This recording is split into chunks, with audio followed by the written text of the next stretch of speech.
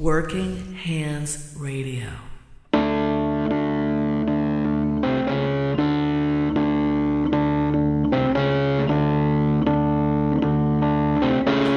I'm just a hard-working man,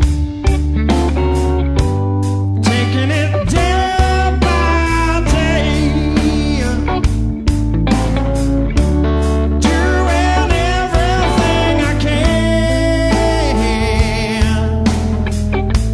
trying to chase my... And good evening, everybody, and welcome to Working Hands Radio. That's Ron Uroz in the vehicle from Erie, Pennsylvania, bringing us into another week of Working Hands Radio. My name's Phil Kerner. I'm the Tool and Die Guy. In just a few moments, we'll turn on the webcam. Howie Herman will be joining us.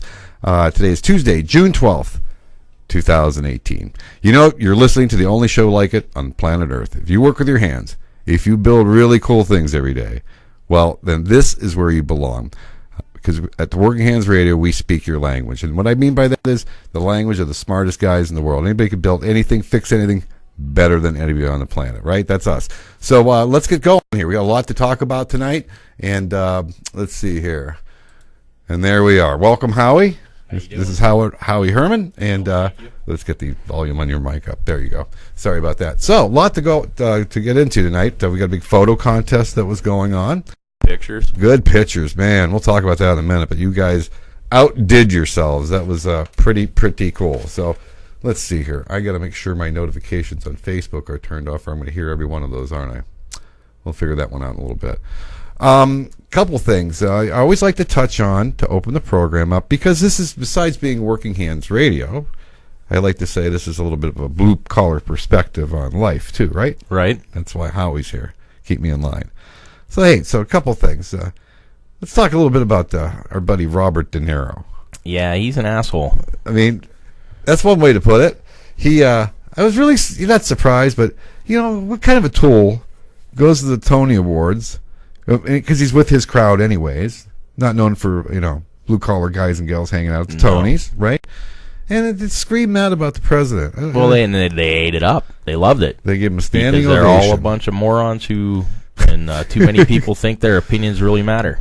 Well, then the worst part is De Niro went up to Canada today to I guess, help dedicate a hotel or something. Can he stay? I don't know why. Well, he could just stay in Canada. Oh, could he stay? Well, yes, he could please stay. But I guess he said he apologized to the Canadian government for Trump's behavior at the G7 summit. So, interesting.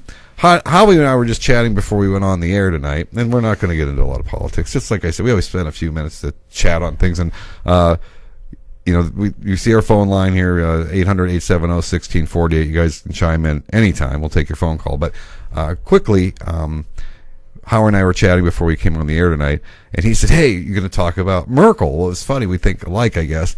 You know, there was a photo this week that made the rounds. And, of course, anything that can make our president look bad.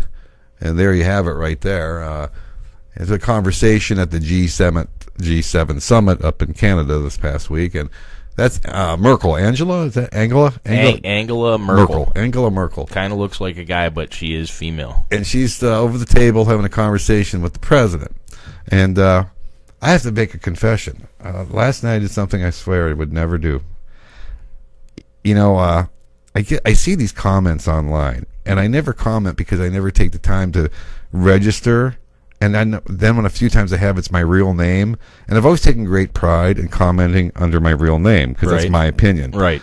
Well, because I kind of do this stuff online, I could really open myself up to some crazy people, right? Right. Yeah. So I'm not even going to tell you what my avatar is afterwards. Okay, it's nothing crazy. All right. So I was cruising around last night, and I finally couldn't take it anymore.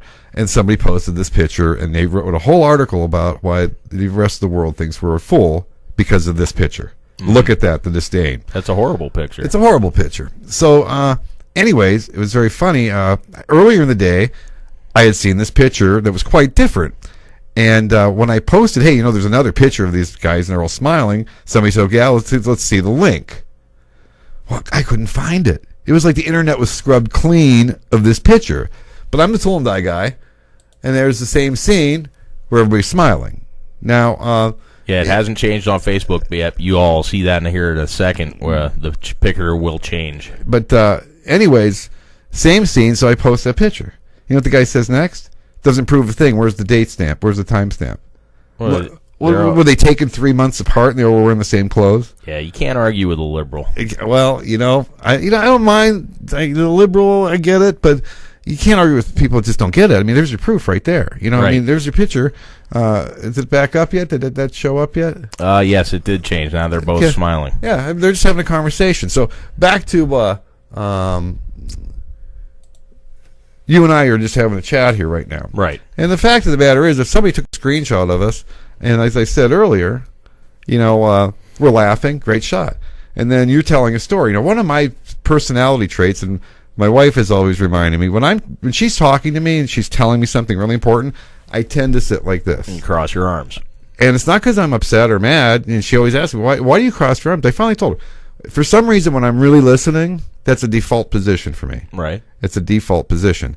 Now, the next thing to know is, some people just don't have good resting faces. Their normal face can RBF.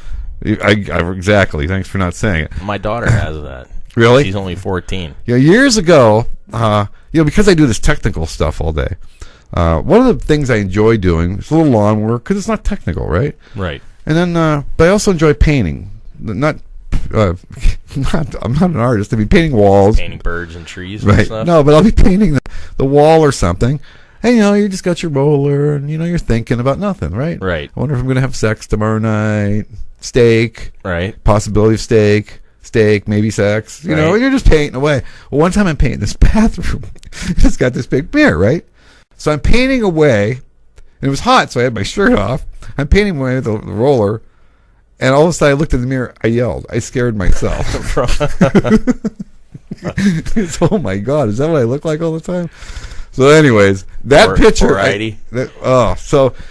Some other big news here. Howie here had an adventure this weekend. Now, I'm sitting here on Facebook over the weekend to get ready for the program, but so I get a notification when anybody is doing something or posts something. And Howie posts this thing and he got lost for like 5 hours in the woods with his brand new fiance. Yes. Always out to impress, Howie is. So tell us a little bit about how my Navy partner here, this guy I would think could get me out of any problem because you served on an aircraft carrier. How did you get lost? Well, we were down in the Allegheny National Forest, and my family has had a camp down there since before I was live. I'm 43 years old, so I've been going down to this camp for 43 years. My grandparents used to own it, and now my cousins, now that my grandparents are no longer around. You guys have a cabin? It's a really, really, really nice trailer. Okay. And there's actually a few of them there. Only the one is used anymore. It's down in around Cherry Grove. So anybody familiar with it, but for people who don't know, if you're not from Pennsylvania, our biggest forest is the Allegheny National Forest. It pretty much runs almost the whole length or width of the state, right? From New York line to... Yeah, you can actually travel on trails in the Allegheny National Forest all the way down south through states. These are big woods. Big, and right? I mean, around here, we have deer everywhere and turkeys everywhere, but when you have bear, that's when you start to realize you're in the woods. Right. Right. Yeah. So anyways. So we went for a walk, and we went down to it's a place called Hermit Springs. There's it's big rocks from the glaciers, and there's actually a creek that comes up right out of the ground that you can drink out of. It's really neat. And we decided to go walk further because there was a four-wheeler trail that had never been there before. It's relatively new. I go down now about once a year. And we got up to the top of the four-wheeler trail, and there was a clear cut on this state game lands that went for hundreds and hundreds of yards. So we decided to walk across the clear cut. I know exactly where I am. I've been here before, and we come to a logging road. So in my mind, about a mile and a half down the road from where my camp is, there's a logging road that comes out, same side of the road. So I tell myself, I know exactly where I am. You think it's the same road? Oh, yeah, I think this is the logging road. And so we go right, which I guess would be west. And we walked for an hour and a half before I finally realized that I don't know where the hell I am.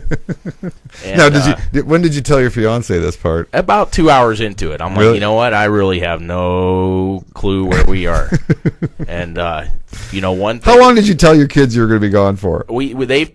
we said we're going to go. We'll be right back. We'll be right back. And we were gone for 5 hours. We walked for 5 hours, and we actually ended up over by Chapman Dam State Park, which in a straight line is 6 miles from where camp is, and we did not walk in a straight line. We went up and down and back and forth, and 5 hours walking, you figure you're probably walking about 3 miles an hour. We walked at least 10 to 15 miles. And one thing to my fiance's credit, she did not bitch once, did not complain, did not blame me, did not get angry at me. That's a good sign. And I mean, that right there is marriage material, buddy. You got that right. If you can get a woman lost and she doesn't blame you, you marry her. I love the Queen, but at a certain point, she starts hitting me. Yeah. when I let the Queen down, she's patient to a point. But if I ever turned around in the middle of nowhere and said, I really don't know where we're at. I have no idea where we are. We'd get through it. She's great. We've traveled well together. But maybe that's why I don't go for long walks in the woods. We were always on trails and, gas well trails. I didn't know there was 5,000 So how'd you get out of this whole thing? We just kept walking. Until you hit something until we hit a road, and I flagged down the first car that came by, and a guy came and stopped. He was worked at Gannon. In Erie. Right in Erie, okay. His name was Ken, which was the same name of a very good friend of mine who died in March. Wow. And so Ken was looking down on you. Ken came, and his wife or girlfriend, Julie, I believe her name was, and they took an hour out of their day to drive us back to camp, 9 miles, a half hour there, and they were going back to where they picked us up. So if Ken or Julie are out there, thank you, and you guys got a card coming because somebody that works with Ken is actually so you come back to camp down from mine. You come back to camp. What the kids have to say? You were supposed to be right back. They want to know what was for dinner. They didn't even miss you. Yeah, they didn't care. They did not give two You make craps. a real impact on these children, don't you? They love us. Wow, they love us. Would a compass have helped you that day? Oh yeah, yeah. A compass would have helped. Does anybody even use? Well, no. Does GPS? You said you had no signal. Well, you have satellite GPSs like on your phone. All right. We were not getting cell phone signal, but handheld GPS should work. The compass would have probably even got you going. Yeah, the right compass direction. would have got us. Do you have a compass? I do. All right. It's in my hunting jacket pocket, which I wasn't wearing. Better wear it next time. Yeah, take it with you. That's a good story. Wow. Thank you. All right, so the phone lines are open here, and the phone number here is 800-870-1648. First caller tonight gets a beautiful ISM Erie Industrial Sales and Manufacturing hat. And these are really nice hats. And let me show you. I'll model it for you. My hair is clean. I just washed it. Can't get it on because I have a headset on. So this is a really nice hat. So first caller tonight, again, 800-870-1648. The number's right there on the screen. Give us a call. Check in. Whatever you want to talk about. We can talk about Howie's lack of using a compass. We can talk about Robert De Niro. Or we can talk about the G7 summit. That's not really why we're here, but we're pretty nimble here. Nimble would be the word. Hey, we got to do a roll call. What's going on? Yeah, we have Salem, Oregon, Pennsylvania, Folsom, L.A. with Louisiana, L.A. Yep. Northern California, and we have Jeff McGill. I'm not sure where he's from, but he has a question, and this has to be for you because I don't have the answer. I have a lot of answers. I don't have this one. How do you prevent die crashes? We have at least 3 a week. All of die protection is working. Well, my experience has always been as a mold maker, and sometimes molds are referred to as dies. So if he wants to answer, if you want to type a little bit more, if it's some sort of a die that's making metal parts, that is not my area of expertise, but probably by the time the night goes on, somebody will probably chime in with an answer there. Uh-oh. Somebody's calling in. Somebody wants that hat. Maybe they have the answer. They want that hat. Go ahead. This is Phil Kerner on Working Hands Radio. Hi, caller. You're on Working Hands Radio. Hey, how you guys doing? Good. How are you tonight? Who's this? I'm just fine. This is Arizona Jack. Arizona Jack. He's got his own kind of nickname going. My real name is Jack Penrod. I'm out in Phoenix, Arizona. I work in the aerospace industry. What do you do in the aerospace industry? I am an instrumentation specialist. I entered your contest for the workspace. Oh, we're coming up with that pretty soon. We picked out. We're going to talk Yeah. about that. We got a lot of pictures, but we'll talk about that. But yeah, so how long have you been doing that? 40 years, buddy. 42 years. I started in 1978, full-time in a machine shop in Detroit. You and I started about the same time. I started in '79. So is business good? We are so buried, so busy, unlimited overtime. I work primarily in the military aerospace industry right now, and I've been in Phoenix, Arizona for 22 years, and I have never seen work this busy. Now, why do you think that is? Well, I would rather avoid politics, but I think we're going in the right direction. You know, politics, And, sometimes there's policy, too. Policy makes a difference. It doesn't always have to come down to Republicans and Democrats. Just sometimes... I think the Department of Defense controls a lot of the spending budget that filters down to us. I work in a state-of-the-art high-tech shop, high-speed milling, 5-axis Matsuras, all this stuff. I've never seen it this busy. I have never seen it this busy. You know, Jack, this is Howie, and I work in aerospace, too, and we are absolutely slammed at work. We can't hire enough good people that know what they're doing, and we have, our orders are just going up and up and up, you know, on a weekly basis. We just have more to do, and that's a really good problem to have. Do you know that we are on a hiring spree? We run 3 shifts. We run a day shift, 10 hours. We run a night shift, 12 hours. They work 48 and 4. And then we have the 36-hour weekend guys. You know, they get paid for 40. We do that twice. And we cannot hire enough skilled machinists or tool and die makers. We have a manual tool room with bridge ports, lathes and stuff, fixture building mainly. How big is your shop? And we, over 100 men. Okay. Good size, then. Is it a tool and die shop, basically? Is it a tool and die shop or a machine shop? No, it's an aerospace production shop. Okay, all right. We do flight hardware. Okay. Everything we do here flies. Everything we do here is, what do you call that? I don't know. I'm a machinist. ISO 9001 or something. Right. We have inspection up the yin yang, and we make production parts Awesome. that fly. And we have a night shift. We run with button pushers and operators and setup guys that are not top skilled machinists. All of our top skilled machinists are on day shift, and we got to get those guys bulletproof, you know, button push ready. And my God, they're not making any more of us old guys. I started on a Bridgeport with a belt head. Absolutely. And 40 some years later, you know, I was very fortunate enough to go along with CNC ever since they were tape machines. But it's incredible the lack of talent out there. Well, nobody's getting into the trade. You know, that's one of the reasons we're here tonight. You know, we have a lot of fun talking about different things, and of course, the main reason we're here, this is the only talk program like it for guys like us to jump in and talk about things. It's a fantastic program. Well, I appreciate that. It is, but I just learned about it recently, and man, I'm hooked. Well, tell more people. The more people that listen, the more the word gets out. I mean, we talked last week and probably the week before how there's one 22-year-old, or not. I'm sorry, he's 20 years old kid in my shop. Everybody else is about my age, and I'm 43. And then you have guys who are older than me, but the average is about 40 years old. Well, and Jack, to your point, I had the same career as you did. I was lucky enough to learn on the manual machines, and then when the CNC machines came along, everything I learned in the manual stuff really paid off in the CNC world. I mean, to me, running a CNC, it's like cheating.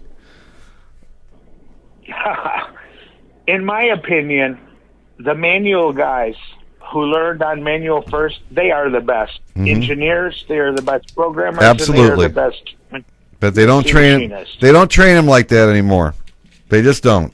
You can't come out of school without never having cut a chip and be a great anything. You will be mediocre and you will learn on the job. And my shop is fast-paced. You can't. We need guys that are good right off the bat. That's right. That's right. That is extremely hard to find. Well, you're preaching to the choir here, but I appreciate the phone call. So, Jack, you win a hat tonight. It's a nice hat from a place. I win what? You win Oh, fantastic. All right, so the way you got to get the hat, though, is you have to send me an email, okay? And I can't tell if you're driving or not. No, I'm at home on speakerphone because my phone doesn't really work. Okay, so just give me an email, workinghandsradio@gmail.com. workinghandsradio@gmail. Send me your name and address, and this will go out to you tomorrow night. Oh, this is fantastic. And, I entered your workspace picture contest, so you really seem to like my photos. We will see what happens. Well, we shall see. You know, I probably got about 40 entries, and I just for time's sake, then I picked about 5 out. I'm going to guess one of them is yours because I'm going to guess, but we'll see. So we're going to take a quick commercial break. We're going to take a quick commercial break, and right after that, we'll be back with the photo contest. All right? Well, hey, I'm going to hang up and get back on the Internet. I'm one of those old fogies. I don't know how to do both at the same time. But not a problem. You're not an old fogey. You're a master craftsman. I'm really I'm happy I found your site, and I found out who you guys were. I'm one of those guys who are lucky enough to have done this for 40 years, and I still love my trade. I still love going to work and cutting metal. That is the coolest thing I've heard in a little while. That's pretty cool. All right, Jack, thanks for calling. Thanks, Jack. Hey, thanks a lot, guys. Talk to you later. Bye. All right, have a good night.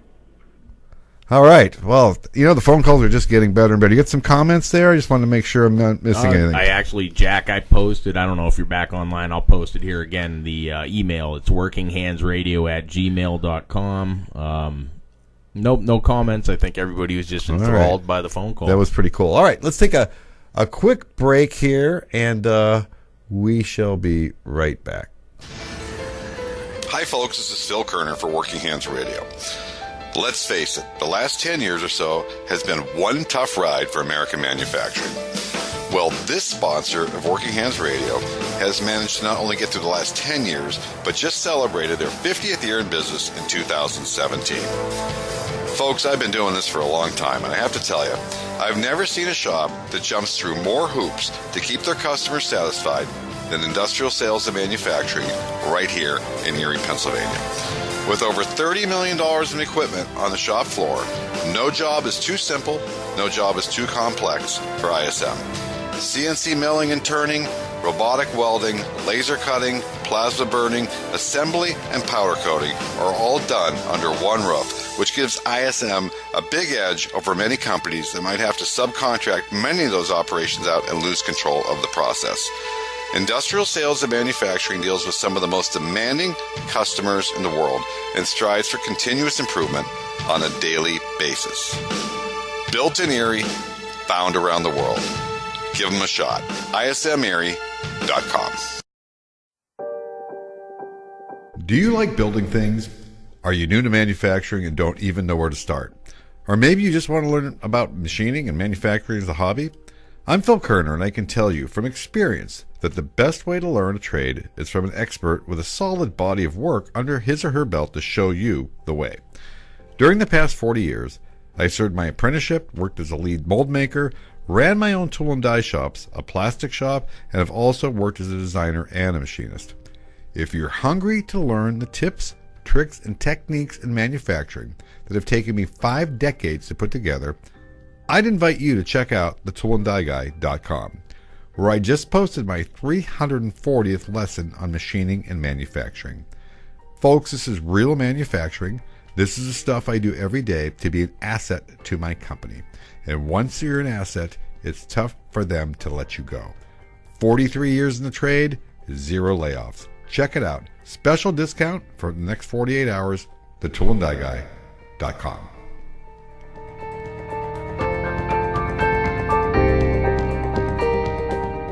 Working Hands Radio.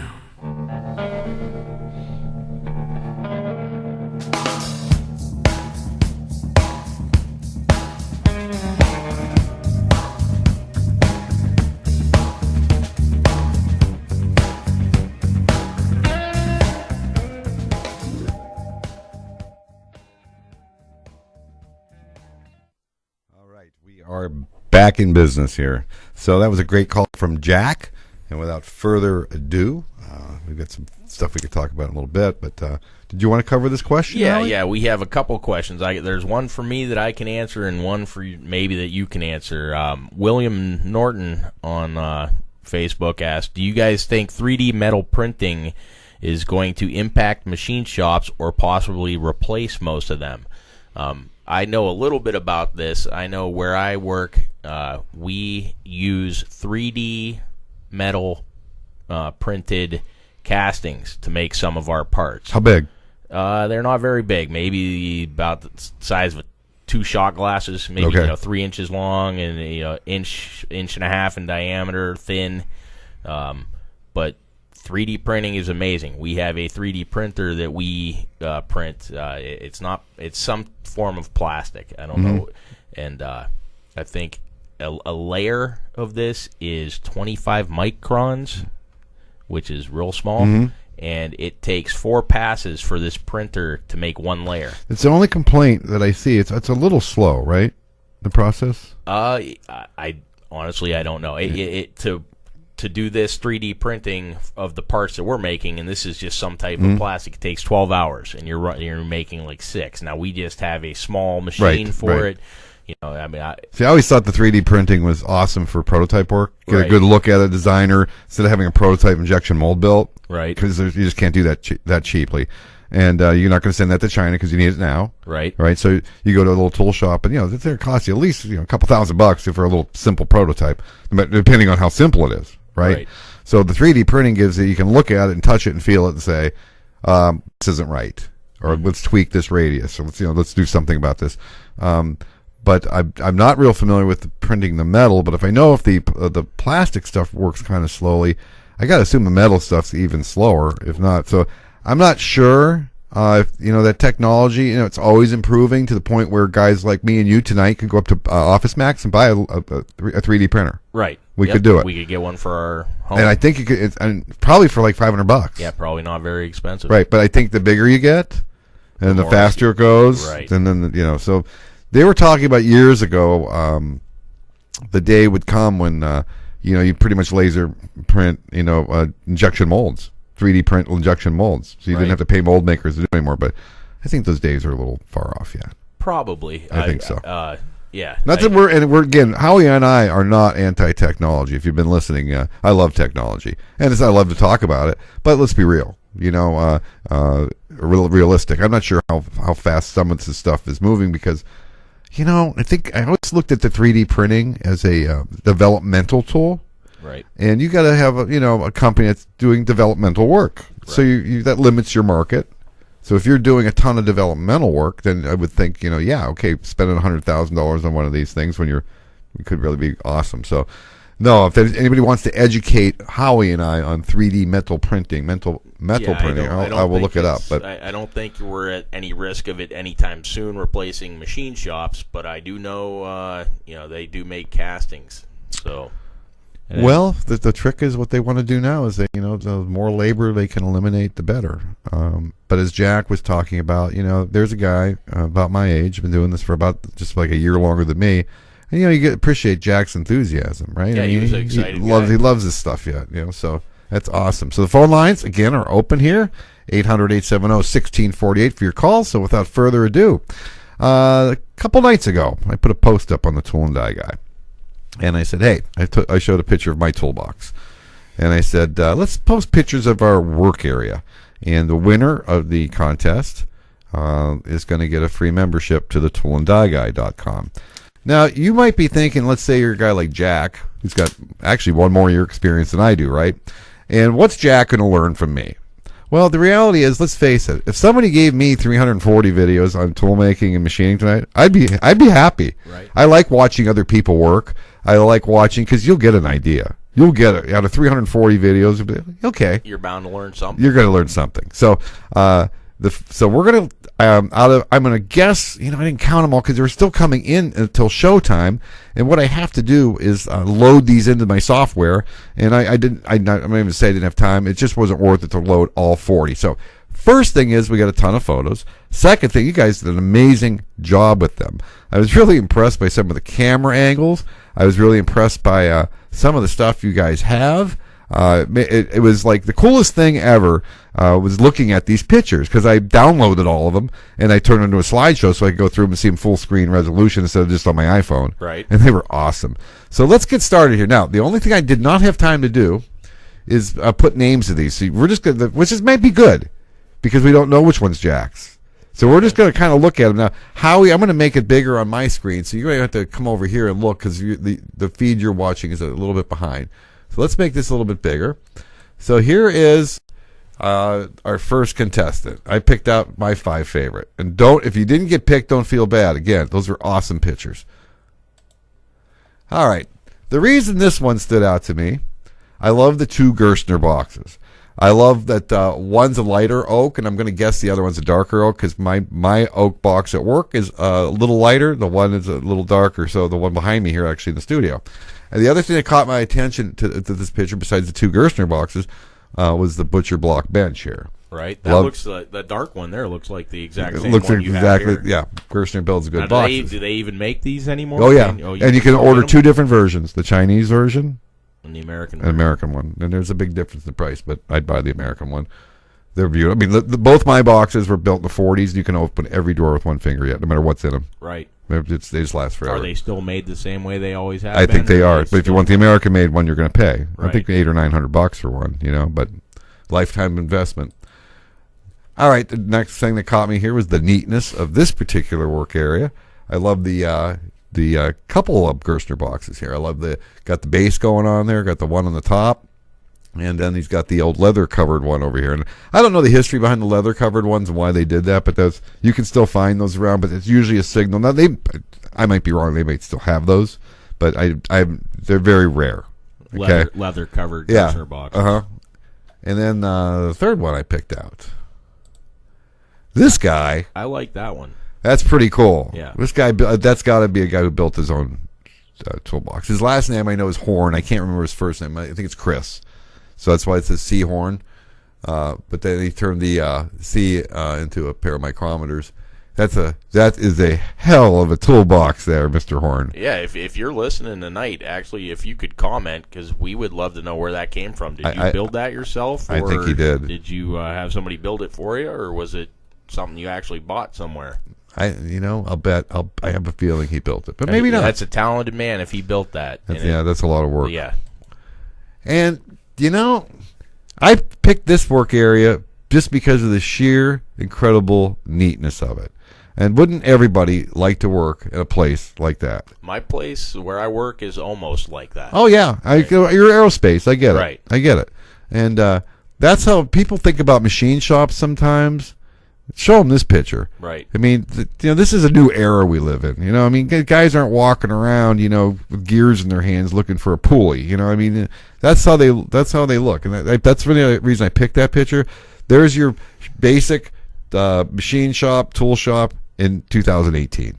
That's where you want to be. Yep. If I'm starting to shop today, that's the picture I'm putting on my wall. Like. Right. That's the one I want it to look like when eventually. You got your customers walking through your shop, that is what they want to see. That's a beauty. And then let's see the last one I picked. I just like this one, and I'm going to guess this guy. I'm going to guess maybe this is his own small shop, or maybe this is a hobby shop. I mean, he's got a beautiful lathe there. He's got his Bridgeport there. You got the orange rag on it. It's just it looks like something I do in the basement or the garage. It's pretty cool work area there. Got the readout going. And guys are so proud of those work areas when they do this stuff. But it takes time to save that money. What the biggest challenge is once you save the money and get yourself a Bridgeport and a lathe like that, it's getting it into your garage and getting it rigged in.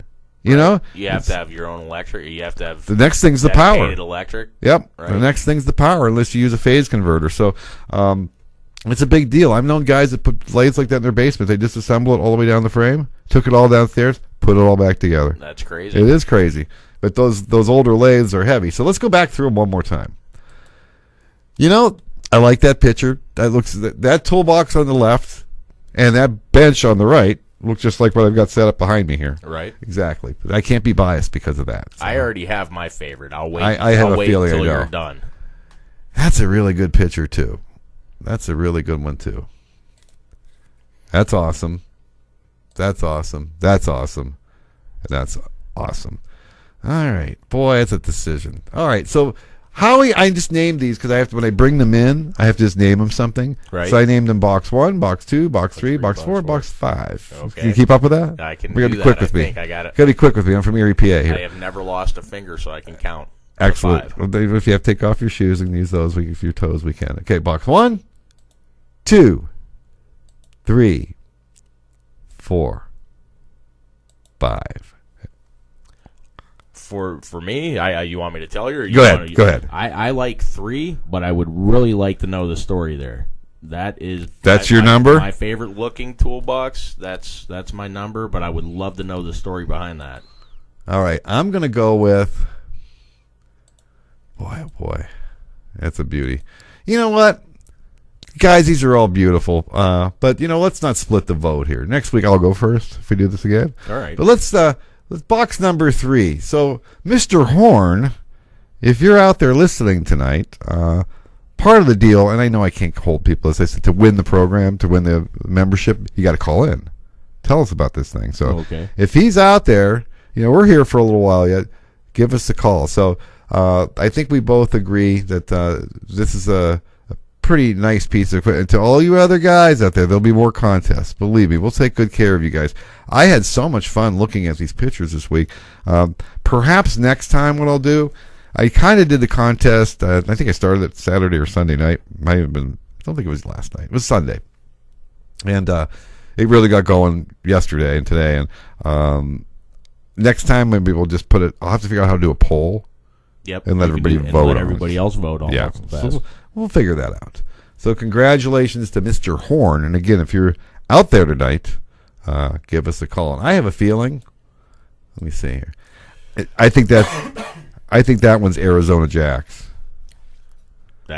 Doesn't that look like an aerospace that looks facility? like Arizona. Yeah. Actually, yeah. I mean, that looks a lot like my shop. Yeah. A So lot Jack, like if my you're shop. still listening, you can throw up a comment there. Let us know if that's your shop, because there's a bunch of other ones. And one of the things this software is supposed to do is I can do a slideshow, but it just clogs up so much memory to do it. Oh, because right. you're streaming. So we didn't want to crash the show tonight. So that is that one. So let's see. I have a couple different claps here, because remember I told you before we can do the golf clap, but I think this one deserves a pretty good. That's a good one there. Yeah, we'll do it. And the crowd goes wild.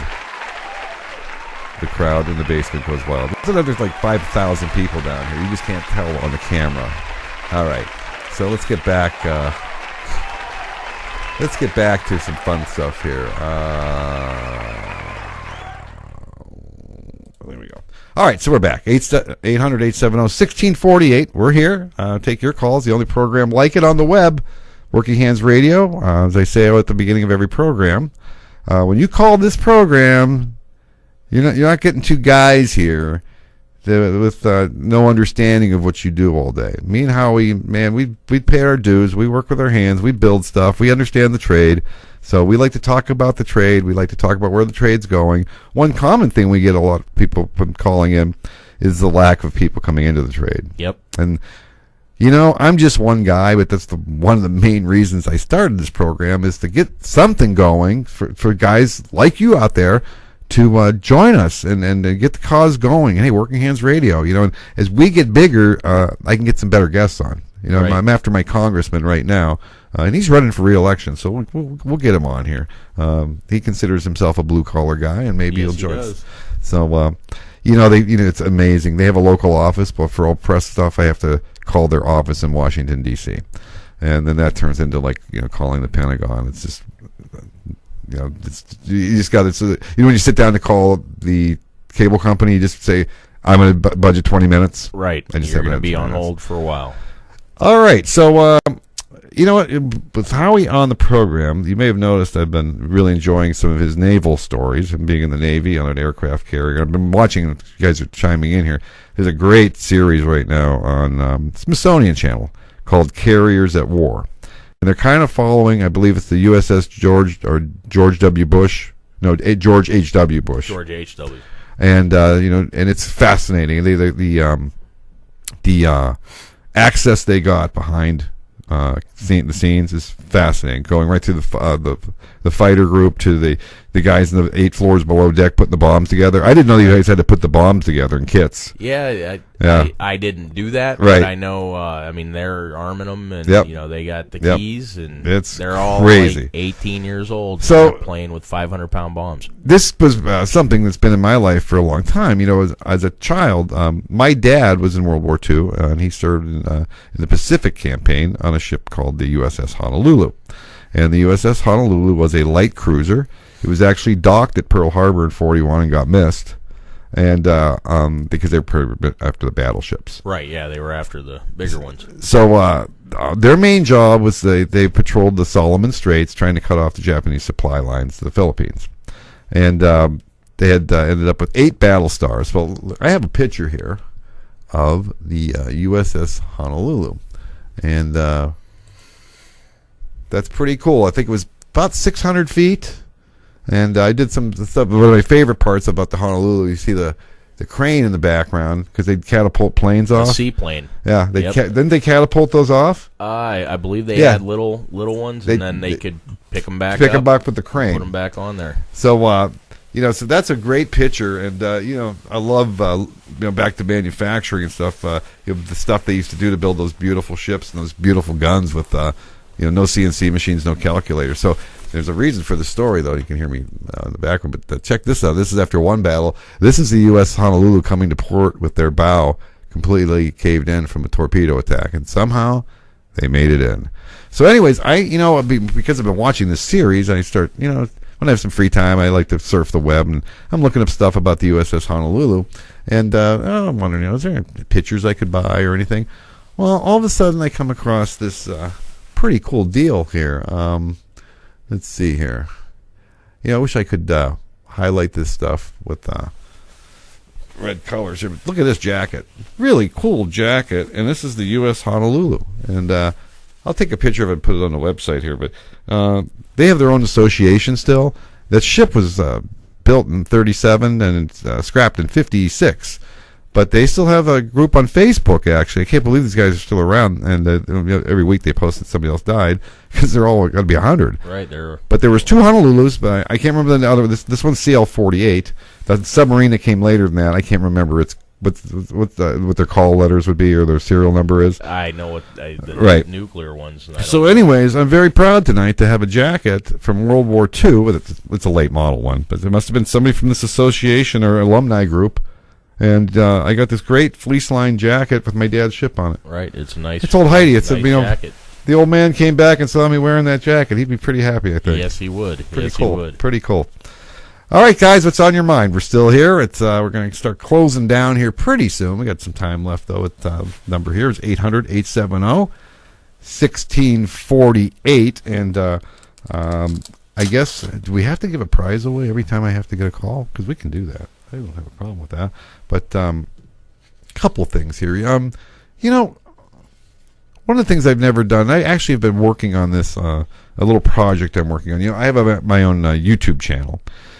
And what they let you do on YouTube is they let you put a trailer up. So when people come to your channel, there's something that's there that kind of tells them a little bit about the channel. Well, I haven't really done anything with that channel for a long time. Now, a lot of my videos are there. But as far as the trailer, Okay. yeah. Well, I was going through some stuff a couple weeks ago, and if you look around down here, I've got a lot of stories to tell. And I've been a big historian here, and saved a lot of stuff, threw a lot of stuff away. But between starting off in the trade and coming up in the tool and die shop myself as a kid and everything, so I started working on my own trailer to fix it up. And it's going to be a fairly long one. It's going to be, and usually I try to keep my videos, promotional stuff, under 2 or 3 minutes because people lose. Right. This is going to be about an 8-minute story, just to kind of go through what the trade means to me and why I started the Tool and Die Guy. So it was years ago, though, in 2011. I walked in with a part I had just milled an angle on, and I took it into QC for inspection. At where you are now? Yeah, and this isn't anything against them, but they called me and they said the part failed, and I asked them how they were checking it, and I realized that particular time, 8 years ago, they just weren't. I assumed they would check it with a sign bar or a sign plate. Okay. And they weren't quite sure how to do that. So I came home that night with a set of, I have my own gauge blocks, right? So I brought a set of gauge blocks home, and I brought a calculator, and I brought a sign bar. And I told Heidi, I turned on, back then I was using like a little flip video camera. I said, you're not going to understand a word I'm saying, just record this video. So I recorded this little video on how to use a sign bar, what a sign bar is and how to set it up and use it. Well, YouTube 2011, it wasn't what it is today, that's for sure. So I look at it, a week later, it's got 43 views. A month later, it's got 320 views. I'm like, whatever, I'm just glad I did it, right? Right. Well, what ends up happening is, I forgot about it. 3 months later, I had 11,000 views. I'm like, that's interesting. Well, at the time, I was doing a lot of other stuff, and I taught myself web design. So I started looking on GoDaddy for domain names. Lo and behold, the toolandieguy.com was available. Very nice. So I bought the toolandieguy.com. Then I figured out how to turn it into a membership site, because I'm one of those guys that believes they should get paid for their work. Right. One of the arguments I get a lot, not a lot, but the people out there, the haters, the knowledge belongs to the trade. And I always tell them, when I was a kid in this trade and those old guys were standing there with their pipe and their white apron and they were training me, I never saw any of them punch out. Right. Yeah, we all get paid. They weren't doing it for free. No, and I, there takes a lot of effort and stuff. That I've got two choices: either do a membership site or release everything and hope I make some money off ads. Right. But I've already started the membership site, so that was the reason for the Tool and Die Guy. And and over the years, I've covered a lot of cool stuff over there, just besides some basics. But I show a lot of different setups I've done. I show. I'm a big guy on setups because I think setups eat up so much time in a machine shop. And people aren't efficient. They don't know where their stuff is. They might not know how to set stuff up correctly. And so I take great pride in my setups and being able to get them done like that, minutes instead of hours. And I really mean that. And then I did a series on EDM. I did a series on cutter grinding. I did a series on surface grinding, and it just kept on going and going. So, that's the reason we're here tonight, because after 300 and some videos, the thing I always say that was missing, I love the teaching part, but I don't own my own shop anymore. Okay, and I don't have access 24 hours a day to equipment to teach off of. Right. So the thing I was missing with the teaching part was not hearing from back. This is why I like this. Right. Yeah, the interaction. The interaction is most important to me, and that's why this project, Working Hands Radio, is near and dear to my heart. It's one of the most rewarding things I've ever done. So for you guys out there, just pass this along that watch this, listen to this program, watch it. There's always a special membership over there. It's less than $100 all the time for 340 videos. I did the math a couple of weeks ago. It's like 11 cents a video or something. Less than it's too low. And I always give 20% off the night of the program. So if you know anybody that's interested, it's toolandieguy.com till midnight tonight. We'll do the 20% off. But I can assure you, the Tool and Die Guy was started because I was so frustrated that I spent my life learning a trade, and nobody's going to learn it from me. Right. You have nobody to pass it on to. So it's out there to be passed on now. So that's the good part about it. So what's going on online? Anything? D. Chef Robinson, he said they probably put it on a CMM. Most QC guys can't use sign bar. I deal with GE quality guys. I won't comment on the GE quality. But I would challenge you to give me something that I can't check on a CMM. I am a quality control guy, and there's probably not much I can't check that you can make with a CMM. Depends who's running the CMM. That's true, too. I mean, not all operators are created equal. I'm halfway decent at what I do, and I'm more than likely you'd have a hard time stumping me. But I'm sure they're probably out there. I'm sure there's probably something out there that could. We all get stumped. Yeah, it does happen once. Well, I was lost for 5 hours Saturday. You were lost for 5 hours. I used to work with you. I've seen you lost for 8 hours. So the the reality is that the fun part about the trade we're in. You're kind of, I hate to see you learn something every day, but you can. Yeah, oh yeah. You're always, you're paying always attention. Learning. You're always learning. And again, back to, like I said, sometimes it's just fun to watch somebody else work, especially online. Watch how they're, watch how they approach the stuff. It's like, whoa, I never thought of that. I never thought of that. I couldn't, I don't know how to use a sign bar. Mm-hmm. I've never had to. Watch my video. I could do that. I'll give you a membership. That one's free. That one's on YouTube for free. And I'd love this. I'll have to look that up tonight. I bet you it'd be interesting to see how many views that's got by now. I would have to, anytime I ever check something with it, I would have to watch the video again because there's so many other ways to do it. Sign bar's pretty easy. Yeah. Oh, yeah. Well, is it? Oh yeah.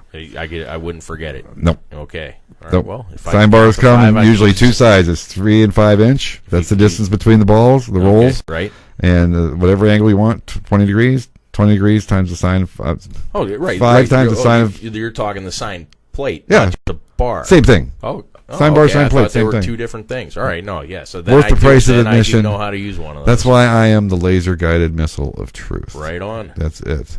So I don't know if I want to get online tonight and get everybody else all riled up. So quickly here, we got a couple minutes left here, guys. Phone lines are still open here. 800-870-1648. If you've got anything on your mind tonight, give us a call. It's always funny. A lot of times, a couple weeks ago, one guy called in. I ran it 15 minutes over the night because the phone wouldn't stop ringing. So, if you got thoughts about the trade, if you want to talk about the lack of skilled workers, if you want to talk about how much you love your job, how much you hate your job, you don't have to tell us where you work. But, that's why we're here. We'll give you our opinion on just about anything related to manufacturing. So I got a question for you. You just out of this clear blue sky here, since we're wrapping up. Do you are you a steak guy? Steak? Yeah. I like steak. Do you make your own steaks? You ever grill I them? Do you grill them? Oh yeah, I grill my own. You have a secret recipe? Not really. I'm always changing things up. You know what I do? I like to smoke meat. I have my own smoker, and I like doing briskets. I would almost. It's really hard to beat a good tender, like rib steak or something like that. Because this past winter, I decided to try a new recipe for steak. Okay. Where you take a cast iron skillet, All right. and sear it, and then bake it in the oven. How'd that? It was very good. You can control it a lot better, I can tell you that. Oh yeah. Because the sear freezes the flavor in. Right. And then you put it in the oven for like 6 or 7 minutes at like 450. Right. With a couple pads of butter on it, and it's not bad. And it also, you can get the quality of meats that you can get. You can get a really good rib steak. That's the confusing part. Really part. bad rib That's steak. the confusing part. There's no butchers around. No, very few. Yep. That's another trade that's dying. Yep. A good butcher could really make a difference with your selections there. All right, kind of quiet out there in TV land tonight, in Tool and Die Guy land. Well, I want to tell you a couple things. I do appreciate all those pictures, and we'll figure out another contest, a way to keep you guys involved. But man, I was really, really thrilled today to look at you guys taking the time. And again, don't feel bad if we did not pick your picture. But Mr. Horn needs to get a hold of me. I'll try and Facebook him and find out what's going on. Any last minute check-ins on Facebook tonight? Yeah, Chef made a comment. Said we need to discuss these shrink fit holders some night. I'm not exactly. Do you know what he's talking about there? Shrink fit holders. Boy, no, I don't. If he maybe a little more specific, I could figure out what he's talking about. I'm not sure. All right, can you elaborate on that, Mr. Robinson? There's a set of tooling holders called Shrunk. That's their name, brand name, and they're like a interesting fit. I don't know if that's what he's talking about. We have some at ISM. They're very expensive, no run out tooling. You run those on machines where you can't have any run out, very high RPM machines. In fact, they don't. I don't believe, because I never use them because I don't have a high speed spindle. There's no set screw to hold the cutter in. They suck the cutter in. Oh, really? Yeah, it's a big deal. There's a special tool that torques them in. Okay. And that's it. And they run perfectly true then, because when you're running at that high RPM, you'll wear your tooling out. All right, you got Chef was elaborating on that a little more. He said you heat the tool's latest rage, Makino. Makino is a machine manufacturer. Cadillac machine. And then Jack are good. said we use shrink fit holders for hogging Inconel, which is an aerospace metal. Haydn 7,000 RPM. I know what Inconel is, and I maybe they're talking. So he wants to talk about it? He has a question about it. Yeah, I think he wants to discuss them someday. Maybe we can put that on for, how much time do we have? We have here? plenty of time. It doesn't matter to me. We can go till midnight. But Chef, I mean, if you want to call in and talk about this, might be able to explain it to us a little bit better. We're not exactly sure what you're talking about. the we numbers have an idea. The number's right up on the screen. 800-870-1648. Yep, we're here.